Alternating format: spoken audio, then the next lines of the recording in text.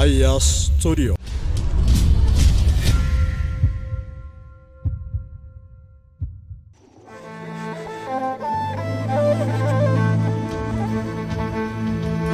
Fintane hirabnu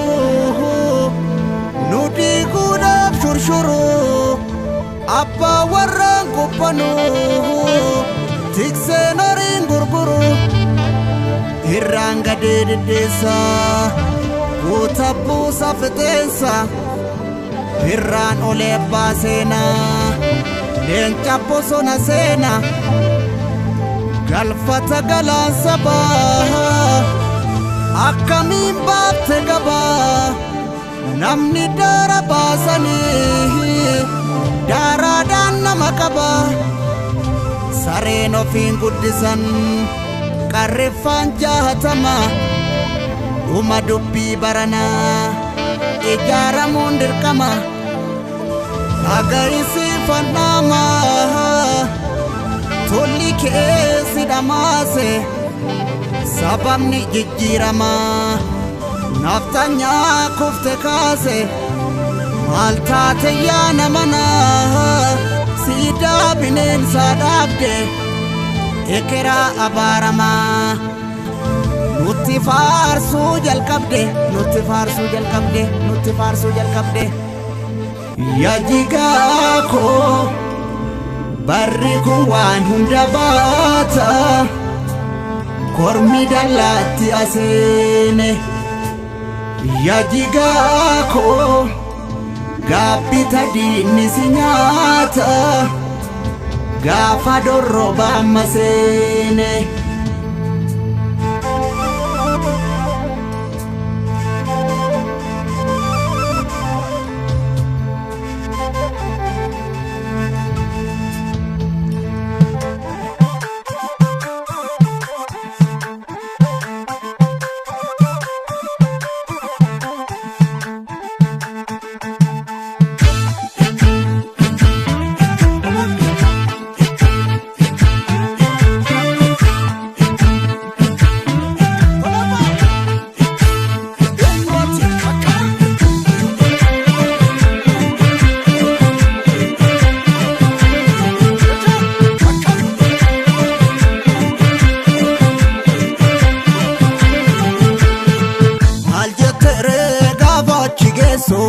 Akkamo mandagatere wadagate oso gandarra demto biyyi sirraa garagalee maal jettere gaafan wal geenyu akkamo mandagatere dachaane kaayeroon ga'eentenyu saba qoqqoodda ati eenyu nusi wallaalle ati eenyu biyya qoqqoodda ati eenyu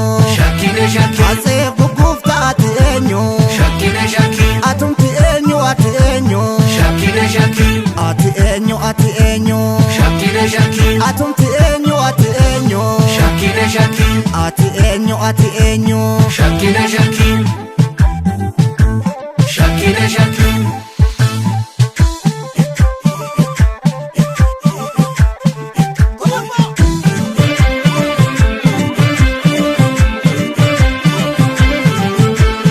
kulli naftanyate diros oromo jalqaba walotti uggure minilik harma fi harkanu mure hayla sillaase ndaban nama biyya falmu yakkeetu fannise oromo abbaa lafaa saamsise hayyuu galaafate dargiin qeerroo wayyaane biyyatti galche piiphiin sirna naftanyaa nutti dhalche inta'u dhibbeennaanina ilmi gurrabbaa saangatu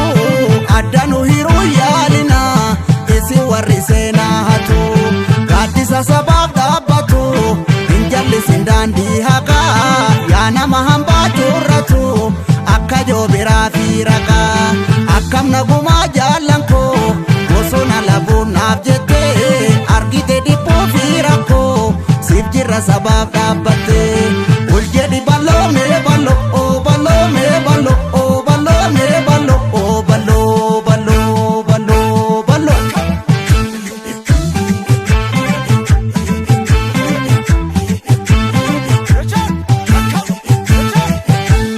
lammiin keessi waamoo Oromoon keesi waamu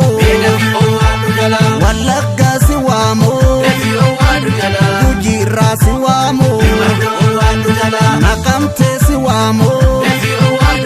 Gimbiirraa si waamu Mandiirraa si waamu Dambidolloo si waamu Mattuurraa si waamu Goreerraa si waamu Beddellee si waamu Jimmarraa si waamu Harargee si waamu Dirreerraa si waamu Ciroorraa si waamu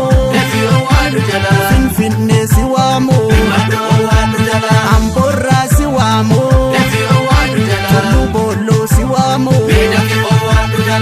Siirraa si waamu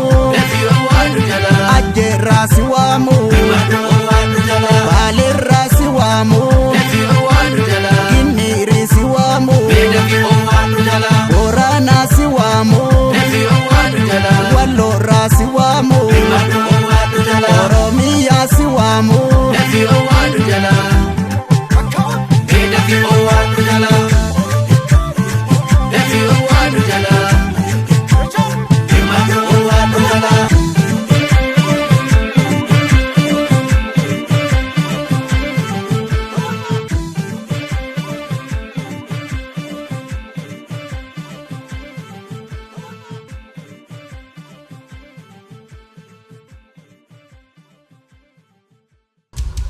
Aya Studio.